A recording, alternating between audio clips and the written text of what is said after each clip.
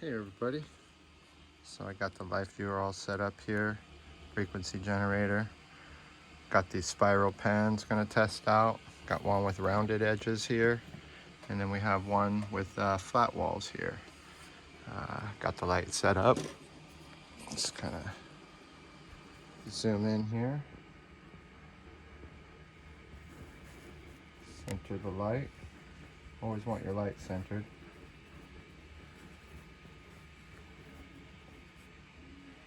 All right, it's good enough. We're gonna start off at 10 hertz here. I haven't really got to test these out yet, so this is my first time.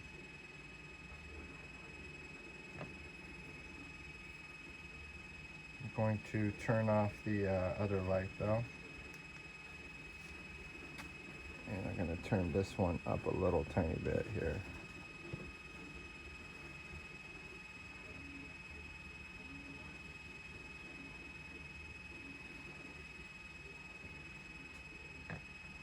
I'm going to turn it down just to see where it's kind of doing.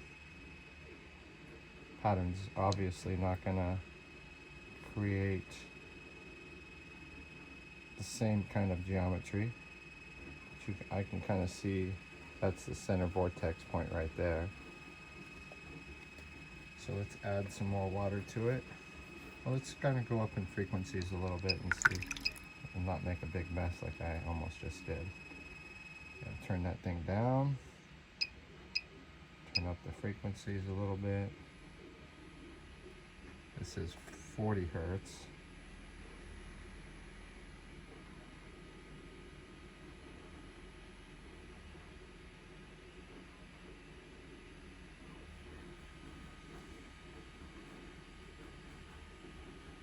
You can see that the pattern is affecting the water to somewhat move. I'd have to put some particles in there, some mica powder, for us to see it, but that will kind of disturb some of the images too. So we're gonna add a little more water.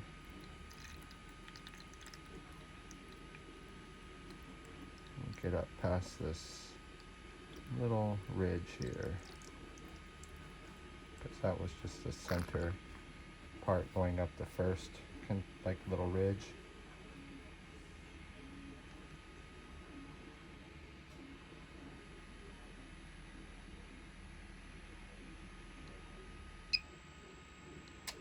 My frequency generator set on 10s. Let me turn it down to 1s.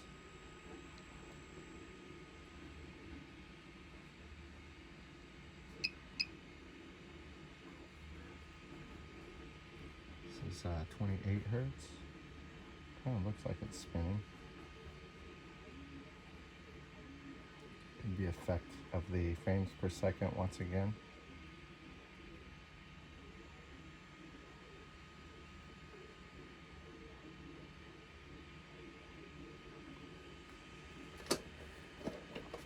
I have to see something.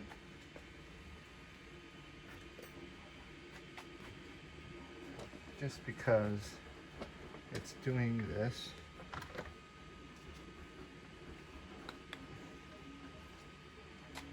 I have to put a little particles in the water.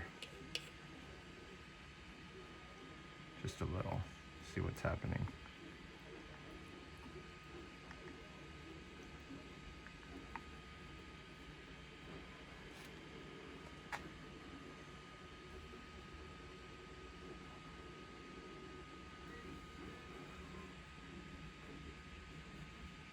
Okay.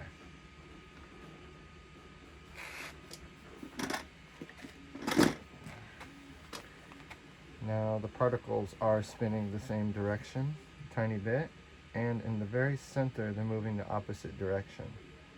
In the video, the center looks like it's going the same direction, but the mica powder itself actually is going in the opposite direction. So let me turn down the light, show you, see if we could just see the mica powder by itself without the light. Now I'm going to turn on my room light here and show you the particles. You see how the center is moving the opposite direction now?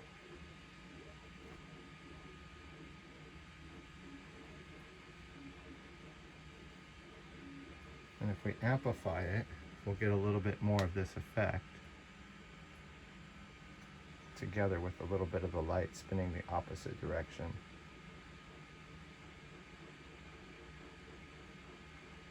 And we'll see little the mica particles going around where the line work is, because the line work is where the waves are.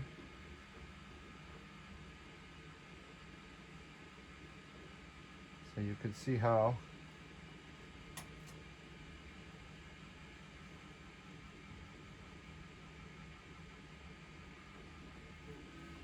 amplification made the pattern differently and act differently. If I turn the amplification back down to where it was, it'll do that effect again. The light seems like it's moving, but it's not, I assure you. It's because we film things and look at things at frames per second. It's an illusion. You could see the particles spinning. That's actually what's happening. And it's not spinning the same way as the light. It's spinning the opposite direction. So there's a lot of things that have been misconceptions of cymatics because of this illusion of when it's being filmed. And people don't pay attention to what's in the water and what's happening because they're so enthralled with the imagery itself, not paying attention to the function. I amplified it just a tiny bit. See if we can get a little bit more different imagery.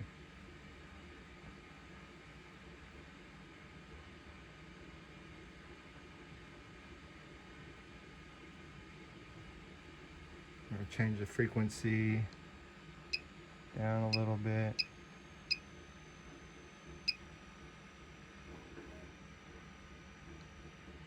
Turn it down.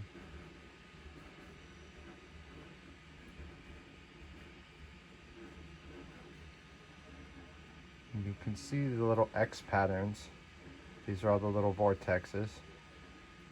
Most of the inertia comes from them.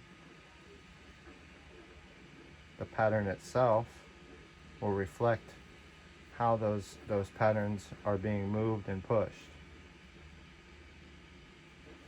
Because we're at a weird half circle thing here, we're going to get weird patterns. I don't want to turn it up like that. Just want to turn down the frequency some and see where we're at here.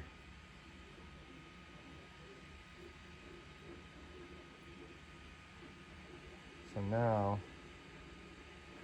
that's too loud again. It's a very delicate situation when you're trying to just look at some of the singular functions. It doesn't require a lot of volume. You guys seen the speaker that this comes with, and this is a speaker that this pan is as big as my hand. You know, so it's a pretty big pan on a small speaker. Can still handle it though. Trying to get that little vortex in the middle to stay.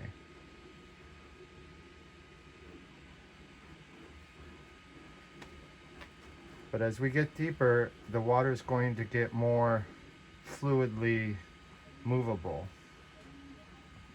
I noticed that in the other containments at a shallow level, it didn't seem to affect too much of the imagery, and it would look just like a straight wall pan, even though it had angles and things sticking out from it going at a twisting fashion the same as this pan.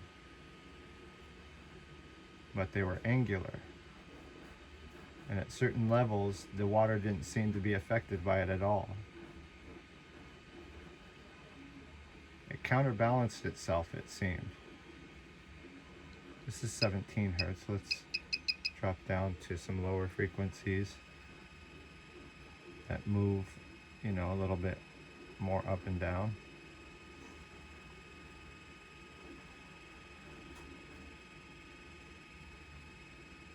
You can see the water's obviously moving and spinning, so this pan is affecting the surface movement.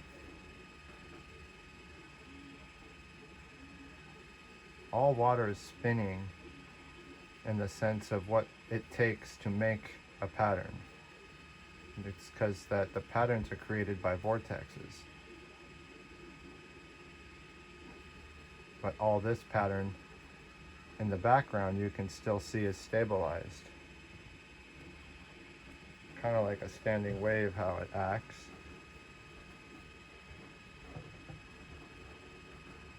Maybe with the other light on might help. No, I might have put too much mica powder in.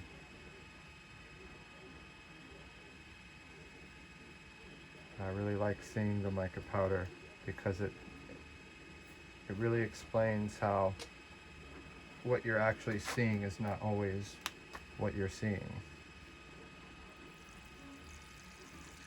So we're going to fill this up higher, go up to like another level.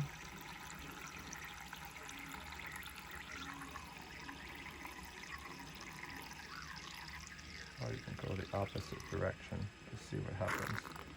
Yesterday when I did the other containments, I showed how if I spun the water one way, it would hold that value. If I spin the water the other way, it will hold that value.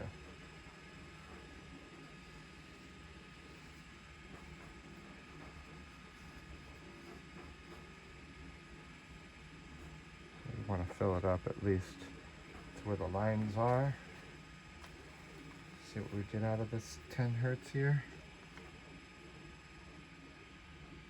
So if our light is still pretty lined up for the most part, could move down.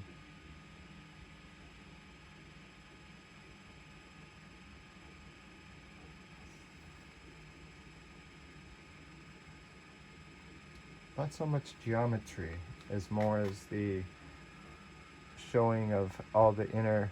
You see there's a background image back there, deeper down in the water, and these lighted areas are much higher up off the water where the water's bending.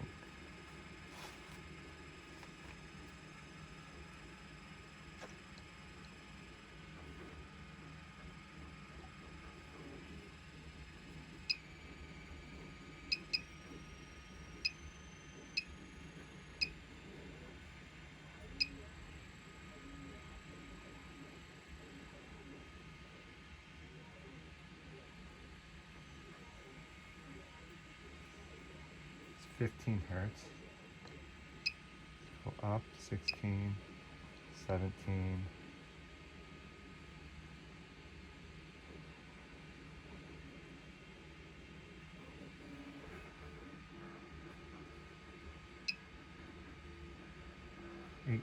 Creates a weird illusion. It's kind of cool. So yeah, if you guys have seen cymatics move around like this, I know I have. And you can see how still the particles are in the water. They'll eventually start to move in a counter reaction to what you're seeing, because it's bending the light over the waves and the frames per second is offset from it. I'm filming at 60 frames a second and this is 18, very close to 15. Now the water's getting a little agitated. Let's go up a little higher.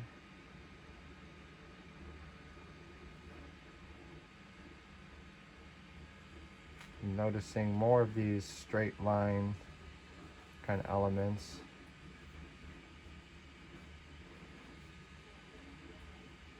Didn't turn up the volume. The water's moving a little faster.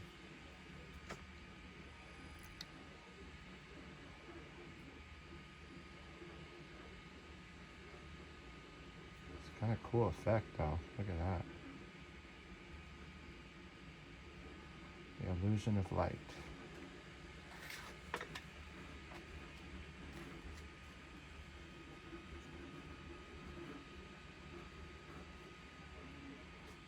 You know, that's why I think universal light doesn't move. It's already there. We're the ones moving.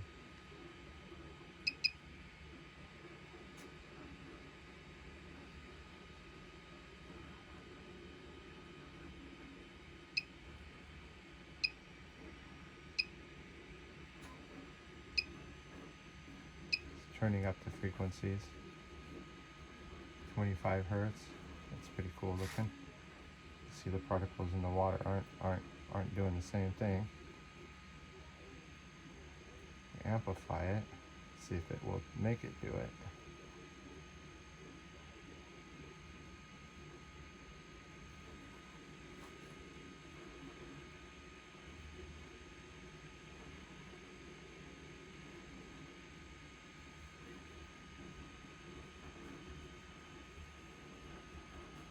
It's like I see a cymatics, like kind of normal imagery in there, but then I don't.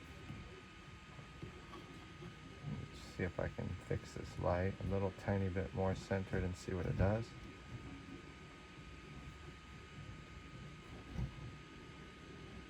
You can see that the lighting is always the most important part of this. But it's the biggest illusion sometimes too.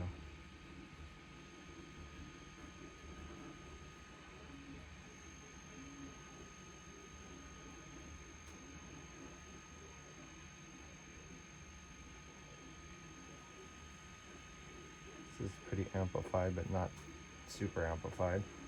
That's what happens when you amplify things like this.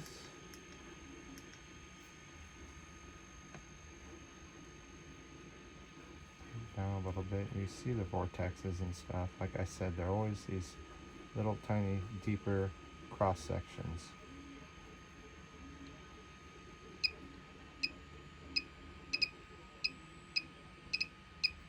See, look at that. You can do this cool thing with frequencies that make the frames per second do the things like this.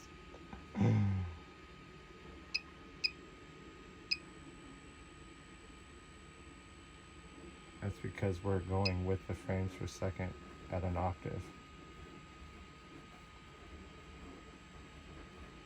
Kind of see some interesting patterns in the background.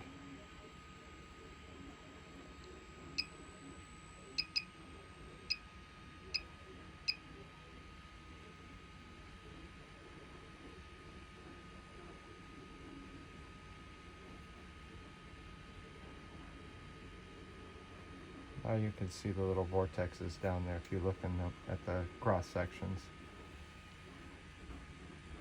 It's like these little, there's one, all these cross sections.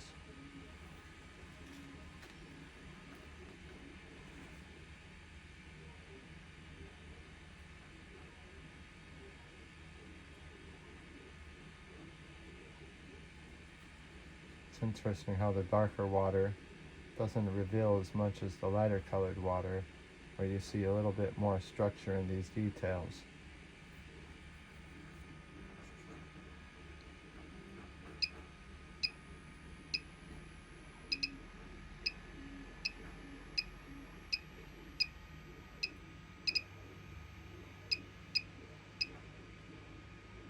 Getting close to 60 hertz, it'll make this effect like this go forwards and backwards. So you go forwards, stop, backwards. Whoops, go the other way to go backwards. Still going forward though in frequencies, going down in frequencies. Keep on going down, go up in frequencies, and go up. And look at the particles in the water. So they're not behaving the same as the light.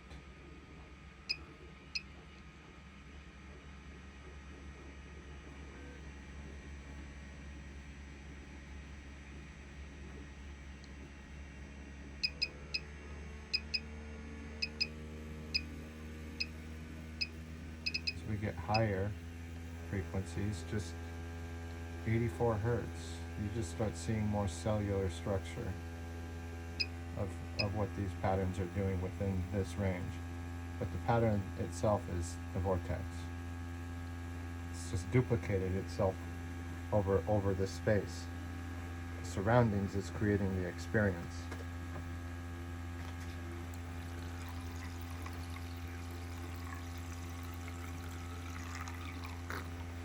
That's going to take forever.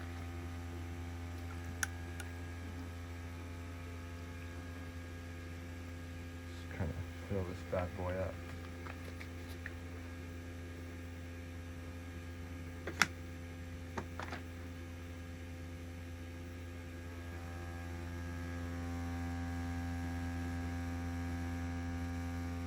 More space, more fractals.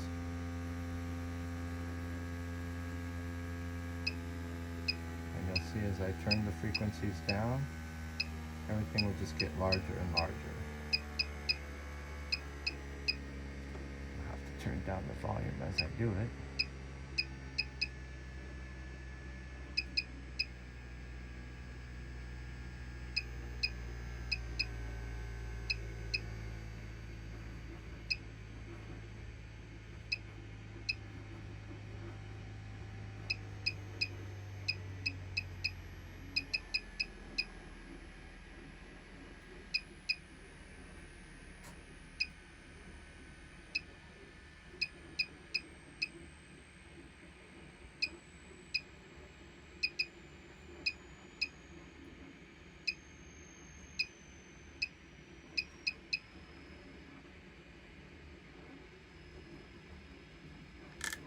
See how big they are now? We're at 19 hertz.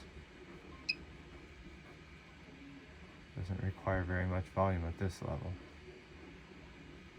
It's a lot harder to control the deeper water from moving around.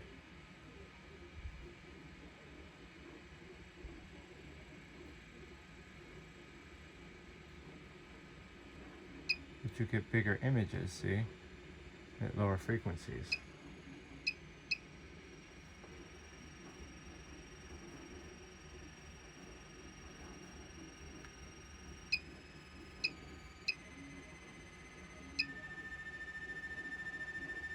Seven hertz.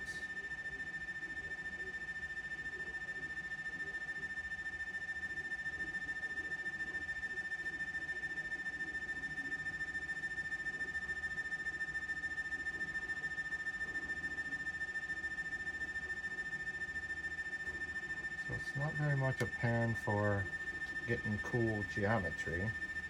It's definitely more of a pan for looking at how surface movement works, how containment works. It's kind of why I made this. I've done every size circle and shape, and I know what these are all doing. To me, it's always just boiled down to the same thing. Opposing forces.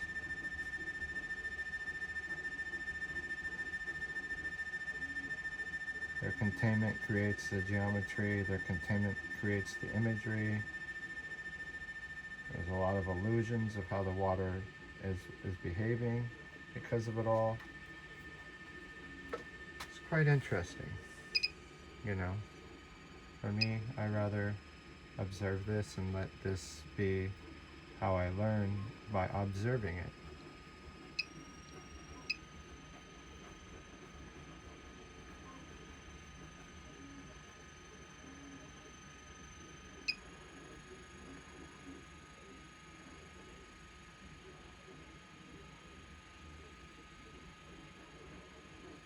Sometimes you just gotta let things really lower volume, kind of let them settle.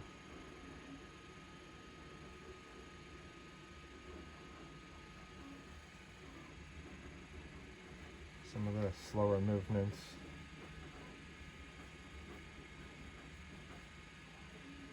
Because we're at 13 hertz. I moved this up a tiny bit. 15 hertz. Shouldn't, I guess it still flickers.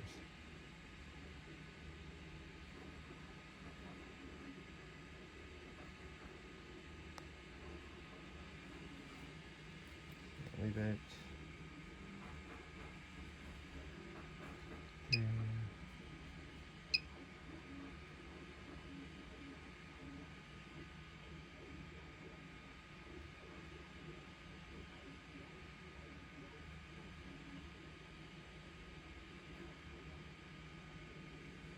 So